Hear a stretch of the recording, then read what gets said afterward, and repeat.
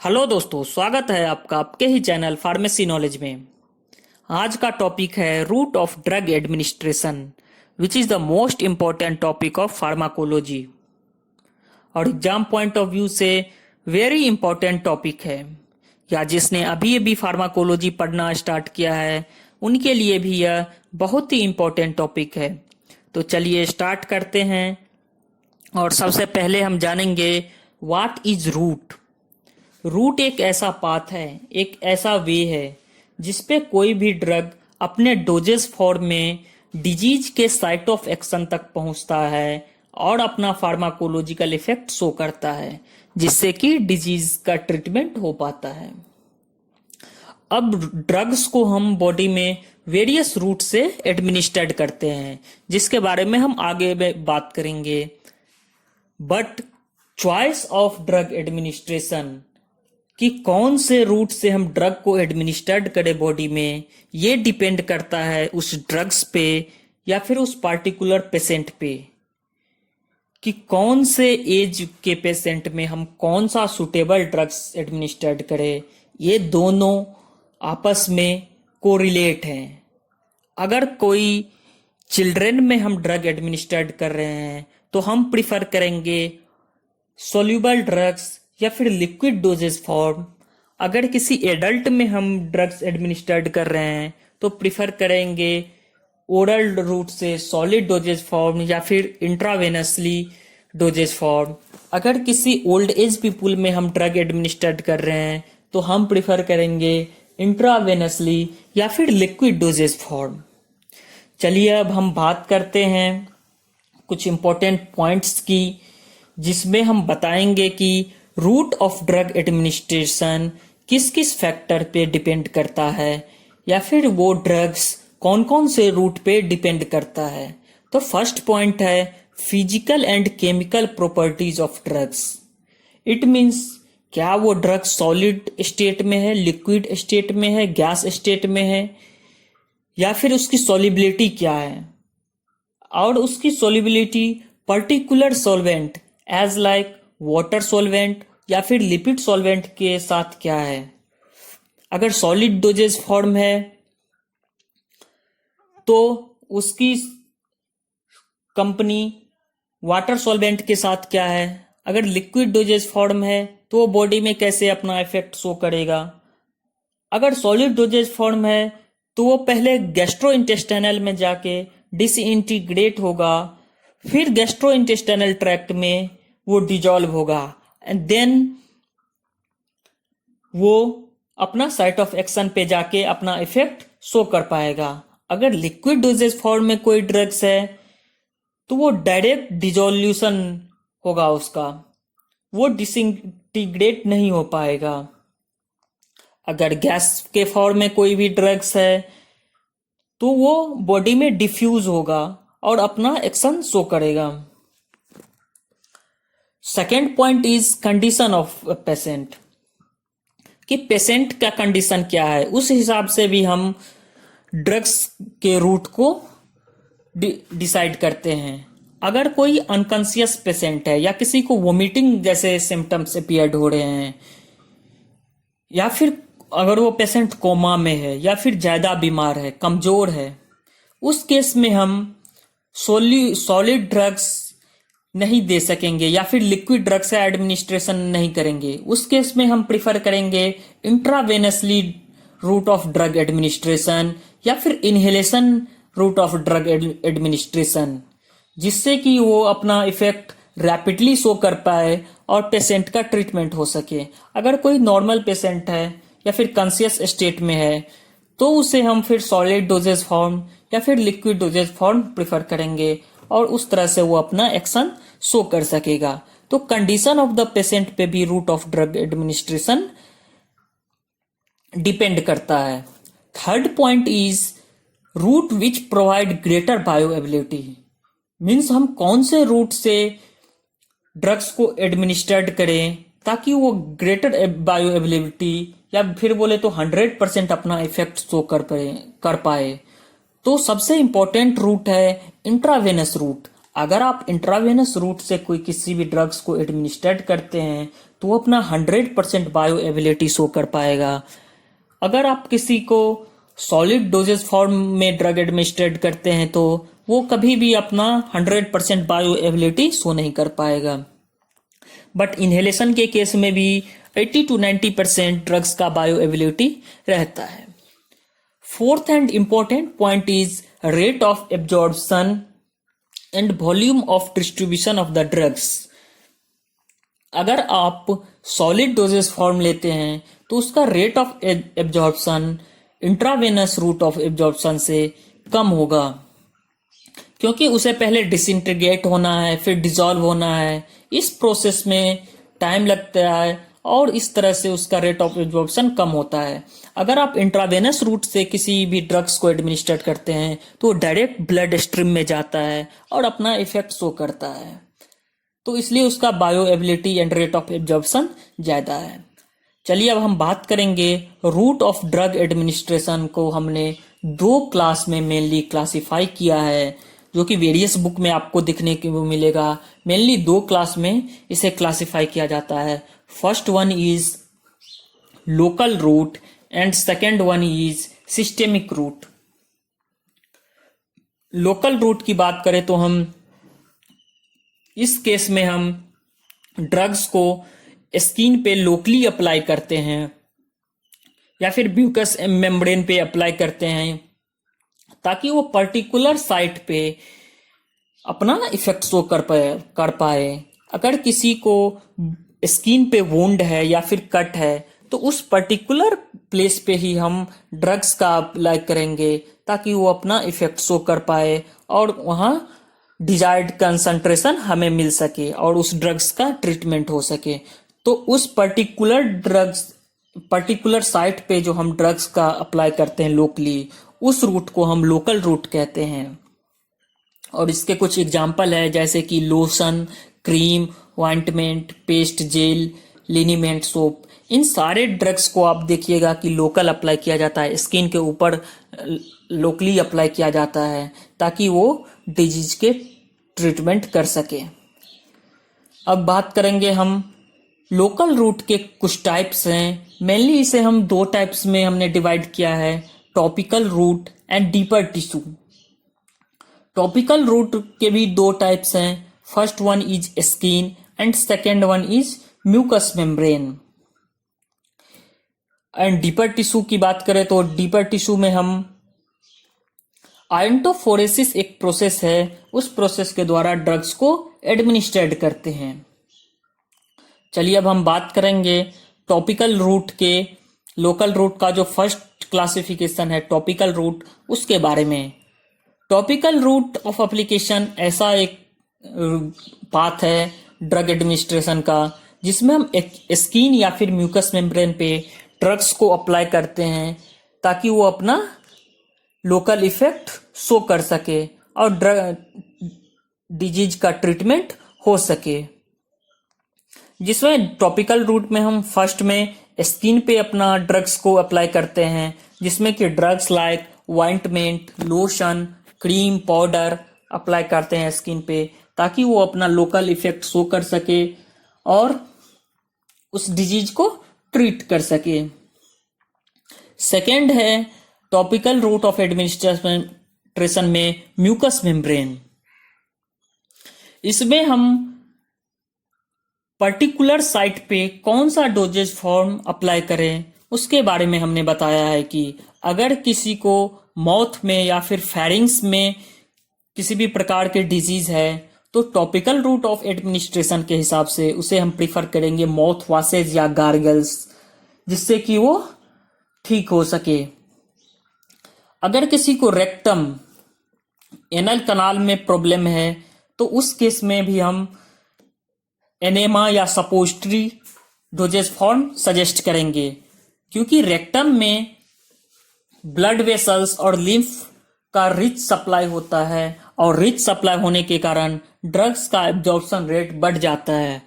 तो इसलिए हम एनेमा या सपोजिटरी सजेस्ट करते हैं। अगर कोई पेशेंट अनकॉन्शियस है या फिर वोमिटिंग का सिम्टम है तो उसे रेक्टम में एनेमा या सपोजिटरी एडमिनिस्ट्रेट किया जाता है जहां की ब्लड सप्लाई ज्यादा होता है और rate of absorption of drugs भी ज्यादा हो पाता है। Third one is eyes ear nose. अगर किसी को आइज ईयर या नोज में प्रॉब्लम होता है तो उस केस में हम ड्रॉप्स या ऑइंटमेंट के डोजेस फॉर्म को एडमिनिस्ट्रेट करते हैं। Second one is deeper tissue. Deeper tissue में एक प्रोसेस है आयंटोफोरेसिस। आयंटोफोरेसिस में हम ड्रग्स को ब्लड वेसल्स में अप्लाई करते हैं या फिर पुश करते हैं जिससे कि वो ब्लड वेसल्स के द्वारा डीपर टिश्यू तक वो ड्रग्स पहुंच पाता है और ये प्रोसेस एक इलेक्ट्रिक ट्रांसमिशन के द्वारा किया जाता है जिससे कि वो ड्रग्स इजीली स्किन के अंदर डीपर टिश्यू तक पहुंच सके। सेकेंड क्लासिफिकेशन जो हमने किया था वो है सिस्टेमिक रूट। सिस्टेमिक रूट भी सबसे important route of drug administration है। इसमें ड्रग्स डायरेक्ट ब्लड स्ट्रीम में जाता है और पूरे ऑल ओवर बॉडी में डिस्ट्रीब्यूटेड होकर अपना मैकेनिज्म ऑफ एक्शन शो करता है। तो सबसे important route of drug administration है सिस्टेमिक रूट। इसके कुछ टाइप्स हैं जिसमें मेनली 6 टाइप में हमने डिवाइड किया है। First one is oral, second is sublingual, third is rectal, fourth is cutaneous, fifth is nasal inhalation, sixth is parenteral.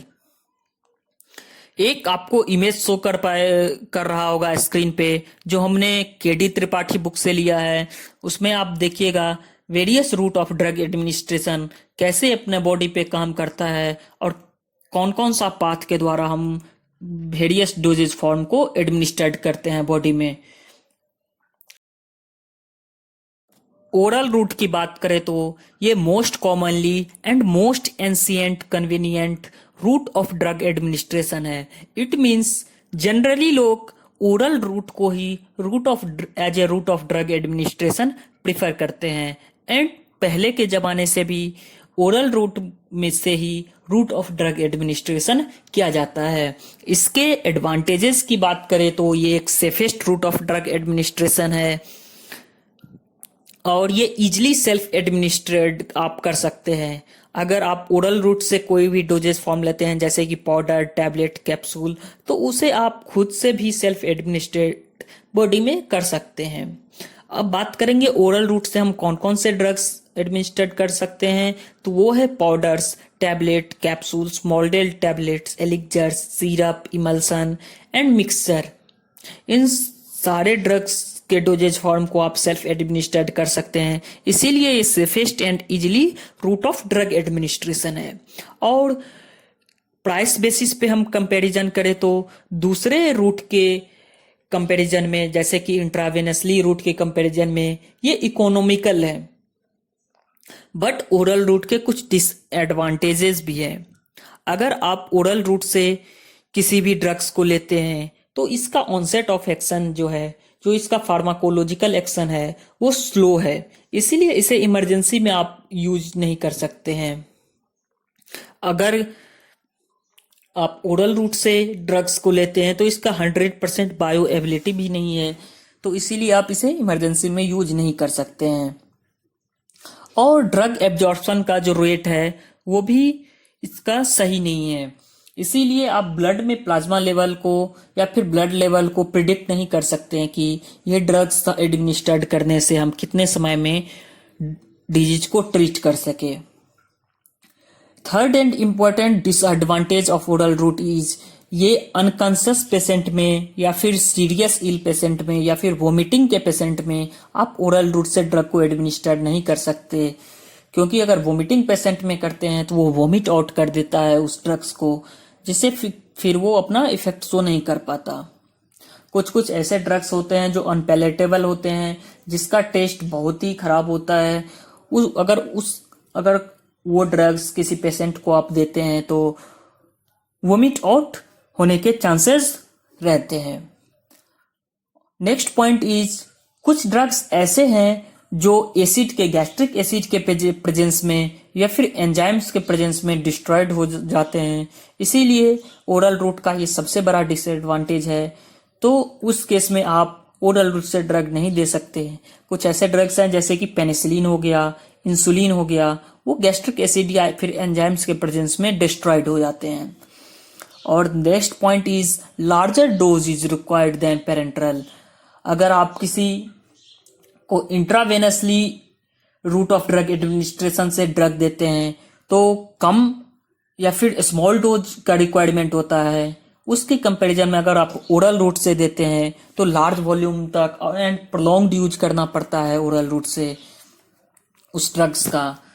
Example में देखिए, फेनिटोइन का अगर आप यूज करते हैं तो फेनिटोइन आपको स्मॉल डोज में देना पड़ता है अगर आप इंट्रावेनसली देते हैं तो, बट वही ड्रग्स आप टैबलेट के फॉर्म में देते हैं तो आपको लार्ज अमाउंट में देना पड़ता है। Second one is sublingual route of drug administration. इस केस में टैबलेट या पैलेट को टंग के अंदर, जीभ के अंदर रखना पड़ता है और ये इसमें लिपिड सोल्यूबल ड्रग्स जो लिपिड के प्रेजेंस में अपना सोल्युबिलिटी प्रेजेंट करे या फिर नॉन इरिटेटिंग ड्रग्स जो पैलेटेबल ना हो, अनपैलेटेबल ना हो, उसको हम टंग के अंदर एडमिनिस्ट्रेट करते हैं।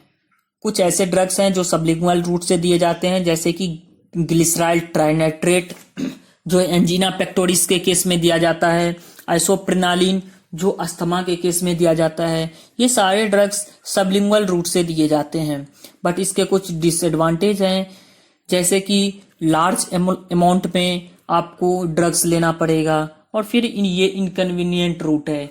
अगर आप किसी अनकॉन्शियस पेशेंट में देते हैं तो उसके लिए रूट सही नहीं है। Third one is rectal route of drug administration.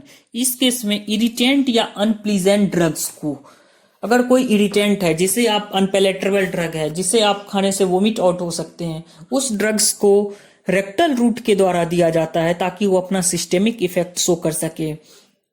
इस केस में सपोजिटरी या फिर रिटेंशन एनेमा या फिर इवैक्वेंट एनेमा को रेक्टल कनाल में एडमिनिस्टर्ड किया जाता है ताकि वहां लिम्फ वेसल ग्रेटर ज्यादा होने के कारण या फिर रिच ब्लड सप्लाई होने के कारण वो अपना सिस्टेमिक इफेक्ट शो कर पाता। अगर किसी को वोमिटिंग पेशेंट है या फिर कोई अनकॉन्शियस पेशेंट है या फिर एबॉर्शन के केस में भी उससे पहले rectal route of drug administration से ड्रग एडमिनिस्टर्ड किया जाता है। इसके कुछ डिसएडवांटेज है कि ये इनकन्वीनियंट है। इट मीन्स सारे पेशेंट के केस में आप इस रूट ऑफ ड्रग एडमिनिस्ट्रेशन से ड्रग नहीं दे सकते, या फिर ये बोले तो ये एक एम्बेरेसिंग रूट है और इसका एब्जॉर्प्शन रेट भी स्लोअर है अदर के कंपैरिजन में। इंट्रावेनसली के कंपैरिजन में इसका रेट ऑफ एब्जॉर्प्शन भी स्लोअर है। Next one route is cutaneous route of drug administration. इस केस में हाईली लिपिड सोल्यूबल ड्रग को, जो लिपिड सोल्यूबल में अपना सोल्युबिलिटी शो करता है, उसको स्किन के ऊपर अप्लाइड किया जाता है और ये अपना slow and prolonged absorption of drug show करता है कि ये धीरे धीरे अपना एक्शन शो करेगा और लंबे समय तक ये अपना एक्शन शो करेगा। इसीलिए cutaneous route of drug administration हम प्रिफर करते हैं, जिसके एक इम्पोर्टेंट टॉपिक है transdermal drug delivery system TDDS, जिसमें एक एडहेसिव पैचेज जिसमें मेडिकामेंट फिल किया जाता है उसको स्किन के ऊपर अप्लाइड किया जाता है ताकि वो एक कांस्टेंट रेट से अपना स्लोएस्ट एंड प्रोलॉन्ग्ड यूज हो सके और वो सिस्टेमिक सर्कुलेशन में अपना इफेक्ट शो कर पाए। इसीलिए एडहेसिव पैच को स्किन पे अप्लाइड किया जाता है। उसमें एक रेट कंट्रोलिंग माइक्रोपोर मेम्ब्रेन होता है जिससे वो ड्रग्स के डिलीवरी को कंट्रोल करता है ताकि रेट ऑफ एब्जॉर्प्शन जो है वो स्लो हो सके और उसी हिसाब से ड्रग्स डिलीवरी भी वो स्लो करता है माइक्रोपोर मेम्ब्रेन। तो एडहेसिव पैच में हम जानते हैं कि एक माइक्रोपोर मेम्ब्रेन लगा होता है जो कि रेट कंट्रोलिंग यूनिट है और वो अपना ड्रग्स डिलीवरी को स्लो करता है ताकि वो लंबे समय तक और धीरे धीरे अपना सिस्टेमिक इफेक्ट शो कर सके। अब हम बात करेंगे कौन कौन से लोकेशन पे हम इस एडहेसिव पैच को लगा सकते हैं। तो वो है चेस्ट, एब्डोमेन, अपर आर्म।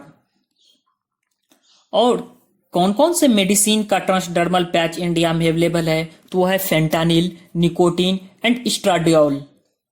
इनका adhesive patch cutaneous route of drug administration के लिए हम प्रिफर करते हैं और ये अपना स्लो एंड प्रोलॉन्ग्ड यूज के लिए सबसे बेहतर है। बट इसके कुछ डिसएडवांटेजेस हैं। वो है other route of drug administration के कंपैरिजन में ये मोर एक्सपेंसिव है और कभी कभी ये स्किन इरिटेशन भी होता है, क्योंकि आप स्किन पे ही इसे अप्लाई करते हैं तो कभी कभी ये स्किन इरिटेशन भी करवाता है। Fifth one is nasal inhalation route of drug administration. इसमें मेनली वोलाटाइल लिक्विड्स और गैसेस को इनहेलेशन के थ्रू एडमिनिस्ट्रेट किया जाता है, जिससे कि वो एल्विलाई में जाके एब्जॉर्ब हो सके और पूरे बॉडी में वो अपना डिस्ट्रीब्यूट होके अपना रैपिड एक्शन शो कर पाए। दूसरे रूट ऑफ ड्रग एडमिनिस्ट्रेशन के कंपैरिजन में ये एक रैपिड अपना एक्शन शो करता है, क्योंकि ये एल्विलाई में डायरेक्टली जाता है। ये इंटीग्रेट डायरेक्ट वहां डिफ्यूज होके अपना एक्शन शो करता है। इसके कुछ डिसएडवांटेजेस भी हैं, जैसे कि ये कभी कभी रेस्पिरेटरी ट्रैक्ट में इन्फ्लामेशन जैसे सिम्टम अपीयर करता है। अगर आप ईथर को प्रोलॉन्ग्ड यूज करते हैं एज ए इनहेलेशन तो इन्फ्लामेशन ऑफ रेस्पिरेटरी ट्रैक्ट जैसे सिम्टम अपीयर करता है। And the most important route of drug administration is parenteral route of drug administration. Parenteral mainly दो वर्ड से बना है, पैर प्लस इंट्रल, जहां की पार का मतलब बियॉन्ड होता है और एंट्रल की का मीन्स इंटेस्टाइनल होता है। इट मीन्स बियॉन्ड इंटेस्टाइनल और ये मिलकर पेरेंट्रल बनाता है। अब इसके लैंग्वेज की बात करें तो हम parenteral route of drug administration ऐसा टाइप है जिसमें ड्रग्स गैस्ट्रोइंटेस्टाइनल ट्रैक्ट में इंटर नहीं हो पाता, ये डायरेक्ट ब्लड सर्कुलेशन में जाता है। आपने ऊपर ही देखा कि par means beyond and internal means intestinal के बियॉन्ड, ये इंटेस्टाइन गैस्ट्रोइंटेस्टाइनल में जाएगा ही नहीं, लेकिन ये ब्लड सर्कुलेशन में डायरेक्ट जाके अपना सिस्टेमिक इफेक्ट शो करेगा। और इसके ऑनसेट ऑफ एक्शन की बात करें तो ये अपना रैपिड एक्शन शो कर पाता, इसीलिए सबसे मेन एडवांटेज है क्विकेस्ट ऑनसेट ऑफ एक्शन। और ये इसका सबसे इंपॉर्टेंट जो पॉइंट है वो है can be given in unconscious, uncooperative and vomiting patient. आप किसी भी कंडीशन में अगर वो पेशेंट अनकॉन्शियस है, कोऑपरेट नहीं कर पा रहा है या फिर उसे वोमिटिंग के सिम्टम है, डायरिया का सिम्टम है, तो उस केस में भी आप पेरेंट्रल रूट को प्रिफर करते हैं। किसी भी केस में आप पेरेंट्रल रूट को प्रिफर करते हैं, इसीलिए ये most important route of drug administration है। इसका नेक्स्ट एडवांटेज है कि आप किसी भी टाइम पे अपना डिजायर्ड ब्लड कंसंट्रेशन अचीव कर सकते हैं, जिससे कि रैपिड एक्शन हो सकता है और ट्रीटमेंट जल्दी हो सकता है। और दूसरे रूट ऑफ ड्रग एडमिनिस्ट्रेशन के कंपैरिजन में स्मॉल डोज में ही आप ड्रग्स को देके आप डिजीज को ट्रीट कर सकते हैं। Next important point is irritative drug also administered through द्रिस। अगर कोई अनपैलेटेबल ड्रग्स है या फिर इरिटेटिव ड्रग्स है जो गैस्ट्रिक एसिड के प्रेजेंस में डिस्ट्रॉय हो जाता है या फिर गैस्ट्रोइंटेस्टाइनल ट्रैक्ट में इरिटेशन पैदा करता है, उस ड्रग्स को भी आप पेरेंट्रल रूट से आप एडमिनिस्ट्रेट कर सकते हैं। बट इसके कुछ डिसएडवांटेजेस हैं, उसके बारे में हम बात करेंगे कि पेरेंट्रल रूट के क्या क्या डिसएडवांटेज हैं। तो first disadvantage is preparation has to be sterilized, कि कोई भी प्रिपरेशन है, पेरेंट्रल प्रिपरेशन है, वो स्टरलाइजेशन के प्रोसेस से बनना चाहिए और फिर एसेप्टिक कंडीशन से उसे पैकेजिंग होना चाहिए, इसीलिए ये कॉस्टलियर है दूसरे के कंपैरिजन में। और self medication is not available. अगर आप जैसे ओरल रूट को आप सेल्फ एडमिनिस्ट्रेट कर सकते थे, इजीली सेल्फ एडमिनिस्ट्रेट कर सकते थे, बट यहाँ पेरेंटल के केस में आप सेल्फ एडमिनिस्ट्रेट नहीं कर सकते हैं। आपको किसी दूसरे की हमेशा मदद पड़ेगी, या तो नर्स हो या फिर डॉक्टर हो या फिर किसी फार्मासिस्ट की मदद से ही आप इसे एडमिनिस्ट्रेट कर सकते हैं बॉडी में। एंड ये प्रोसेस जो है, पूरा प्रोसेस पेरेंटल ड्रग का जो एडमिनिस्ट्रेशन प्रोसेस है, ये जो टेक्निक है वो पेनफुल प्रोसेस है और कुछ रिस्क फैक्टर भी हैं इसमें। अगर आप रॉन्ग वे में पेरेंटल प्रोडक्ट ले रहे हैं या फिर एडमिनिस्ट्रेट कर रहे हैं, या फिर गलत आप पेरेंटल प्रोडक्ट आपको किसी ने एडमिनिस्ट्रेट कर दिया, तो टिश्यू डैमेज या फिर एड्स और हेपेटाइटिस के भी रिस्क का चांसेस होता है। अब हम बात करेंगे टाइप्स ऑफ पेरेंटल रूट के बारे में कि कौन कौन से पेरेंटल रूट हैं, या फिर पेरेंटल रूट को एडमिनिस्ट्रेट करने के लिए कौन कौन सा हम टेक्निक अपनाते हैं। तो मेनली हमने 6 पार्ट में पेरेंटल रूट के मेथड को, या मेथड ऑफ पेरेंटल रूट को मेनली 6 पार्ट में डिवाइड किया है। First one is intradermal injection, second is intravenous injection, third one intramuscular, fourth is subcutaneous, fifth is intra arterial and last one is intraspinal. यही mainly method of parental route administration है। तो सबसे पहले हम बात करेंगे इंट्राडर्मल इंजेक्शन के बारे में। इंट्राडर्मल इंजेक्शन की बात करें तो इसमें मेडिकामेंट को इंजेक्शन के रूप में स्किन लेयर में एडमिनिस्ट्रेट किया जाता है, डर्मिस लेयर में एडमिनिस्ट्रेट किया जाता है, बट ये किसी खास पर्पस के लिए ही इंट्राडर्मल रूट को हम प्रिफर करते हैं। अगर किसी ड्रग्स का सेंसिटिविटी टेस्ट करना है तो उस केस में ही हम इंट्राडर्मल इंजेक्शन प्रिफर करते हैं।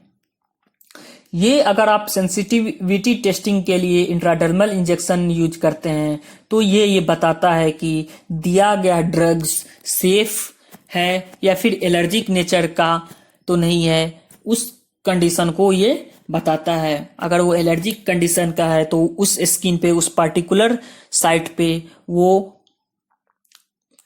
कुछ रेडनेस या फिर इचिंग जैसे सिम्टम अपीयर करेगा। अब हम बात करेंगे कौन कौन से ड्रग्स हैं जो इंट्राडर्मल इंजेक्शन के द्वारा दिए जाते हैं। तो वो फर्स्ट है BCG vaccine, second one is penicillin, third is anti tetanus serum. इन सभी ड्रग्स के सेंसिटिविटी टेस्टिंग के लिए हम इंट्राडर्मल इंजेक्शन यूज करते हैं। And the most important route of parental route is intravenous.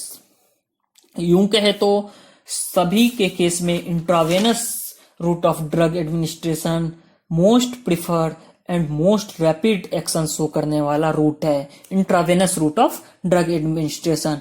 It is the quickest route for fastest onset of action. अगर आपको रैपिडली ऑनसेट ऑफ एक्शन लेना है या फिर किसी डिजीज को जल्दी ट्रीटमेंट करना है तो उस केस में हम intravenous route of drug administration को एडमिनिस्ट्रेट करते हैं। इसमें ड्रग्स डायरेक्टली ब्लड स्ट्रीम में पहुंचता है और अपना ब्लड कंसंट्रेशन अचीव कर सकता है, इसीलिए इंट्रावेनस रूट को हम मोस्टली प्रिफर करते हैं। Second one is precaution of intravenous route, कि इंट्रावेनस रूट के एडमिनिस्ट्रेशन पे हम कौन कौन सा प्रिकॉशन लेना चाहिए। अगर आप इंट्रावेनस रूट से किसी भी ड्रग्स को एडमिनिस्ट्रेट करते हैं तो मेनली सुपरफिशियल वेन में ड्रग्स को एडमिनिस्ट्रेट किया जाता है और वो सारा प्रोसेस एसेप्टिक टेक्निक के द्वारा किया जाता है। अगर आप प्रॉपर हाइजीन मेंटेन नहीं करते हैं तो टिश्यू डैमेज या फिर एड्स, हेपेटाइटिस जैसे कंडीशन अपीयर हो सकते हैं बाद में, इसीलिए एसेप्टिक टेक्निक से सुपरफिशियल वेन में इंट्रावेनस इंजेक्शन हम लगाते हैं। और next precaution is air bubble form नहीं होना चाहिए। अगर सुपरफिशियल वेन में आप ड्रग्स को एडमिनिस्ट्रेट करते हैं तो एयर बबल फॉर्म नहीं होना चाहिए या फिर वेन में एयर बबल नहीं जाना चाहिए। अब हम बात करेंगे इंट्रावेनस इंजेक्शन का कहाँ कहाँ यूज कर सकते हैं। तो इमरजेंसी के कंडीशन में, अगर कोई अनकॉन्शियस पेशेंट है, कोई सीरियस इल पेशेंट है या फिर कोमा में कोई पेशेंट है, तो उस केस में हम intravenous route of drug administration को प्रेफर करते हैं ताकि वो अपना फास्टेस्ट एक्शन शो कर सके। जनरल एनेस्थेसिया के केस में भी हम intravenous route of drug administration prefer करते हैं, या फिर नॉर्मल ब्लड कोगुलेटिबिलिटी को मेंटेन करने के लिए भी हम इंट्रावेनस रूट को प्रेफर करते हैं। बहुत सारे कीमोथेरेप्यूटिक ड्रग्स जैसे एंटीबायोटिक्स हो गए या फिर एंटीटॉक्सिक सेरा हो गए, उस केस में भी हम इंट्रावेनस रूट के द्वारा ड्रग एडमिनिस्ट्रेशन कर सकते हैं। या फिर कार्डियक फेल्योर के कंडीशन में, कार्डियक फेल्योर का कंडीशन है तो उस कंडीशन में भी हम डिजॉक्सिन को इंट्रावेनस रूट के द्वारा एडमिनिस्ट्रेट करते हैं। Next one is intramuscular route of drug administration. इस केस में हम मसल में ड्रग्स को एडमिनिस्ट्रेट करते हैं बाय द इंजेक्शन, क्योंकि मसल में रिच लिम्फेटिक सप्लाई होता है या फिर रिच ब्लड सप्लाई होता है, तो रेट ऑफ एब्जॉर्प्शन जो है वो बढ़ जाएगा, लिम्फेटिक सप्लाई ज्यादा होगा, तो इसीलिए हम इंट्रामस्कुलर रूट में ड्रग एडमिनिस्ट्रेट करते हैं। Intramuscular route most common route of drug administration है, और सबसे प्रिफरेबल की बात करें तो बहुत सारे डॉक्टर्स इंट्रामस्कुलर रूट के द्वारा ही ड्रग्स को एडमिनिस्ट्रेट करते हैं। इसमें आप इरिटेंट ड्रग्स, कोई जो गैस्ट्रिक एसिड के प्रेजेंस में डिस्ट्रॉय हो, या फिर जो गैस्ट्रिक स्टोमक में अपसेट पैदा करे, उस ड्रग्स को भी हम इंट्रामस्कुलर के द्वारा एडमिनिस्ट्रेट कर सकते हैं। जैसे कि डेक्स्ट्रॉन, प्रोकेन, पेनिसिलिन जैसे ड्रग्स को हम इंट्रामस्कुलर रूप से एडमिनिस्ट्रेट करते हैं। अब इसके कुछ प्रिकॉशन की बात करें तो हमेशा इंट्रामस्कुलर रूट से जो हम ड्रग एडमिनिस्ट्रेट करते हैं वो लार्ज स्केलेटल मसल में ही एडमिनिस्ट्रेट किया जाता है। ये चाहे वो डेल्टॉइड शोल्डर के रीजन में एडमिनिस्ट्रेट करें या फिर triceps, gluteus Maximus, rectus femoris, इस पे ही आप इंट्रामस्कुलर को एडमिनिस्ट्रेट कर सकते हैं। Second important precaution is site of injection should be away from nerve and joints. It means हमेशा साइट ऑफ इंजेक्शन जहां हम इंट्रामस्कुलर अप्लाई करते हैं वहां किसी भी नर्व्स का प्रेजेंस नहीं होना चाहिए या फिर किसी जॉइंट्स का प्रेजेंस नहीं होना चाहिए। अगर किसी भी नर्व्स एंड जॉइंट्स का प्रेजेंस है और वहां आप इंट्रामस्कुलर रूट से ड्रग एडमिनिस्ट्रेशन करते हैं तो नर्व डैमेज का रिस्क बढ़ जाता है, या फिर वहां मूवमेंट, जॉइंट्स के मूवमेंट में भी प्रॉब्लम आने लगती है। इसीलिए हमेशा नर्व से और जॉइंट से दूर रह के इंट्रामस्कुलरली अप्लाई कर सकते हैं। और थर्ड प्रिकॉशन इज कोई भी ड्रग्स जो आप एडमिनिस्ट्रेशन करते हैं उसका वॉल्यूम, उसका जो अमाउंट है वो 10 ml से ज्यादा नहीं होना चाहिए। And next one route of drug administration is subcutaneous, जो कि पेरेंटल रूट का एक सबसे इंपॉर्टेंट पार्ट है। इसमें ड्रग्स को सबक्यूटेनियस टिश्यू के अंदर इंजेक्ट किया जाता है, और आप सभी जानते हैं सबक्यूटेनियस टिश्यू में नर्व सप्लाई बहुत ही ज्यादा होता है, इसीलिए वहां नर्व सप्लाई ज्यादा होने के कारण आप कोई भी इरिटेंट ड्रग्स इंजेक्ट नहीं कर सकते। बट यहाँ लेस वेस्कुलर सप्लाई होता है, इसीलिए एब्जॉर्प्शन रेट स्लो होता है, और प्रोलॉन्ग्ड एक्शन के लिए हम सबक्यूटेनियस रूट को प्रेफर करते हैं। बिकॉज लेस वेस्कुलर होगा तो लंबे समय तक ये अपना इफेक्ट शो कर पाएगा, सिस्टेमिक एक्शन शो कर पाएगा, और इसका एब्जॉर्प्शन भी स्लो होगा। इसीलिए हम मेनली दो मेथड के द्वारा सबक्यूटेनियस एडमिनिस्ट्रेट करते हैं। First one is pellet implantation, जिसमें एक टैबलेट या फिर पोरस कैप्सूल को हम लूज कनेक्टिव टिश्यू के अंदर कट करके वहां एक टैबलेट को इम्प्लांट करते हैं। फिर उस स्किन को जहां पे हमने कट लगाया है टैबलेट के एडमिनिस्ट्रेशन के बाद उसे स्टिच अप कर देते हैं, उसे बंद कर देते हैं, ताकि वो अपना लंबे समय तक धीरे धीरे एब्जॉर्ब होकर वो प्रोलॉन्ग्ड एक्शन शो कर सके। Second and important method is Dermojet method of subcutaneous administration. उसमें एक narrow high pressure stream of drug solution, उसमें एक narrow high pressure drug solution को विदाउट नेडल हम स्किन में outer most layer of skin में पेनिट्रेट करते हैं ताकि वो अपना स्लो एब्जॉर्प्शन करके प्रोलॉन्ग्ड एक्शन शो कर सके। और ये डर्मोजेट प्रोसेस जो है पेनलेस प्रोसेस है। Next one is intra arterial root of drug administration. ये मेनली पर्टिकुलर केस में या फिर कॉमन केस में, बहुत ही लो केस में इंट्रा आर्टेरियल रूट से हम ड्रग एडमिनिस्ट्रेशन करते हैं, जिसमें अगर किसी को आर्टेरियल या पेरिफेरल वास्कुलर डिजीज है उस केस में ही हम इंट्रा आर्टेरियल रूट को प्रिफर करते हैं।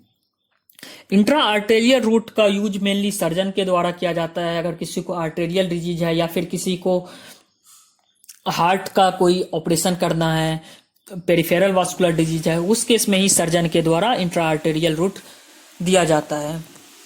बहुत कुछ जो एंटी कैंसर ड्रग्स है वो भी इंट्रा आर्टेरियल रूट से एडमिनिस्टर्ड किया जाता है, बट ये जो प्रोसीजर है ये बहुत ही रिस्की प्रोसीजर है।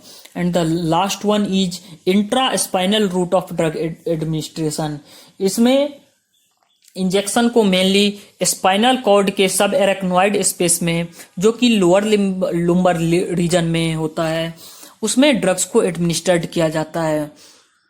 कुछ ड्रग्स हैं जैसे कि स्पाइनल एनेस्थेटिक्स, कुछ ऐसे एंटीबायोटिक्स है जिसे इंट्रा स्पाइनल रूट से एडमिनिस्टर्ड किया जाता है। आप वीडियो के एंड में देखेंगे कि कुछ इंजेक्शन टेक्निक्स हैं जिससे कि हम ड्रग्स को एडमिनिस्टर्ड करते हैं। अगर